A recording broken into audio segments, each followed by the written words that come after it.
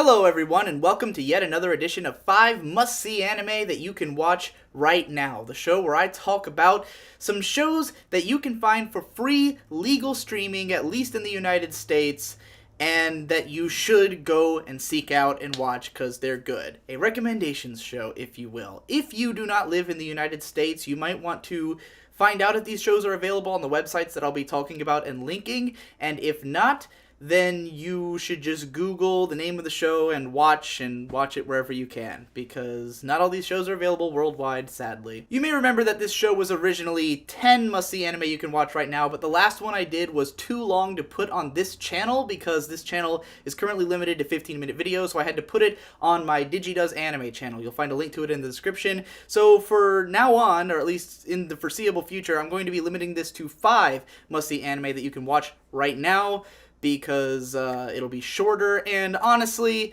how many of you guys are going to make it through 10 whole anime every month? The first show I'll be recommending is Mawaru Penguindrum, a very strange, sort of esoteric show from director Kunihiko Ikuhara, who's best known for Revolutionary Girl Utena, and recently did Yurikuma Arashi. If you like those shows, I highly recommend checking out Penguindrum. It's more in that vein. This is a show that starts off with two brothers and a sister who are living alone, and the little sister is dying. And then when she's about to die of this disease that she has, and her brothers care very deeply for her, there's a very emotional first episode, she suddenly comes back to life because of a penguin hat that she got at the aquarium. And then weird stuff starts happening, and she starts taking her brothers into a mysterious otherworldly zone and giving them missions to do strange things. This is the kind of show that's really hard to predict.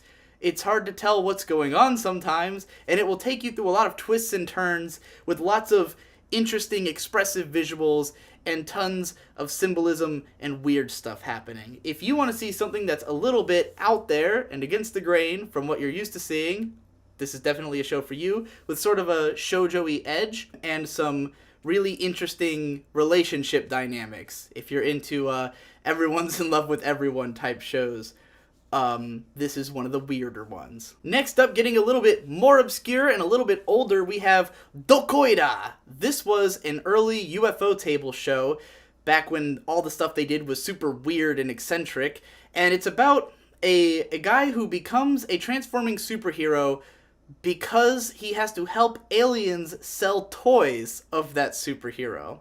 And he lives in an apartment complex with all these strange, interesting characters, none of whom realize that all of them are related in that they are either supervillains or superheroes that are fighting each other. So this is a comedy, sort of wacky, mixed identity show that also has a little bit of social commentary and some more adult humor than what you might typically expect out of like a transforming superhero type show. It's sort of like a parody of the concept, and if you're into transforming superheroes, this is definitely a show that you should check out. And it's got a sort of cynical bite to it while also being a fun, colorful, good time. Recommended checking out, especially if you want to see what UFO Table used to be like before they became the Fate Factory. Up next, for another really weird one from the mid-2000s, Red Garden from Studio Gonzo. This show is kind of hard to describe. The best way I can go into it is by talking about what I believe the history to be, which is that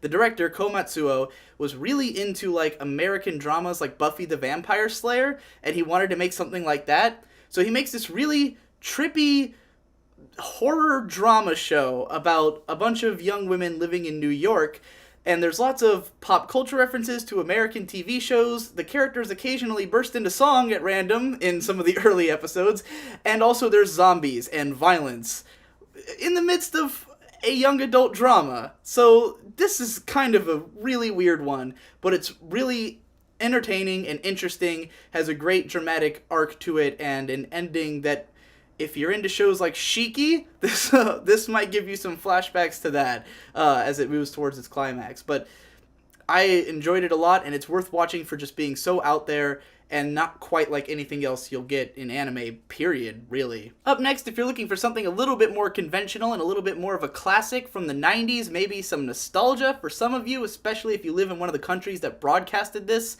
back in the 90s, Magic Knight Rayearth is one of the early series by the manga group Clamp, who you probably know from Cardcaptor Sakura, Chobits, Tsubasa Reservoir Chronicle. This is one of their earlier things. It's sort of a magical girl show, but more of a fantasy show. It's about 3 young girls who are transported from Tokyo Tower into a magical fantasy land where they are basically the chosen ones, and they're also sort of magical girls, and they fight and try to save the world. It's got a little bit of a darker, more dramatic tinge to it than most magical girl shows, as is typical of Clamp. They usually are a little bit subversive of whatever genre they're working in. This is a show that a lot of people hold near and dear who got into it in the 90s, so if you want some of that nostalgic shoujo action, then this might be a good show for you to check out because it's available for free online. And last but certainly not least, a show that is definitely not for everyone, definitely not for grandma, Seikon no Qwaser. This is probably the most perverted, closest to actual porn show that you'll get from TV anime, but it's a really fun time if you are able to handle the fan service. This is a show, it's a shonen action series, which is insane that this ran in what considers itself a shonen magazine, but it's a shonen battle series where all of these people have control over, like, certain elements. Like, the main character controls iron, so he just manipulates iron and that's his power. But the way that these people who use powers power themselves is that they have to drink breast milk in order to use their powers, which is called soma, I think. And so there's a lot of breast sucking, a lot of really perverted stuff happens in this show. But the action is great. It's a good time. It's sort of like a campy comedy, like one of those old weird B movies where there's like Nazis and nuns and like every kind of weird character archetype you can come up with, all this Christian symbolism laid on for no reason whatsoever, violence, perversion, weird shit, lots of just fun, engaging stuff. I had a great time with this show. I think it really transcends being a fan service show to being just this weird experience. If you can handle the kind of show that it is, or if you heard fan service and you went sign me up, definitely give this show a watch. It's one of the better fan service heavy shows out there. So those are my 5 shows that I recommend to whoever's interested in the genre and type of show that it is. You can find the links to where to watch all these shows in the description, at least the free legal streaming options of where to watch these shows. If you can't watch them in those links, go find them somewhere else. I'm not going to tell you where to go, and I don't want you to tell anyone where to go in the comments. People can figure it out. Google exists. So anyway, have a good time, watch those shows, and come back next month for 5 more.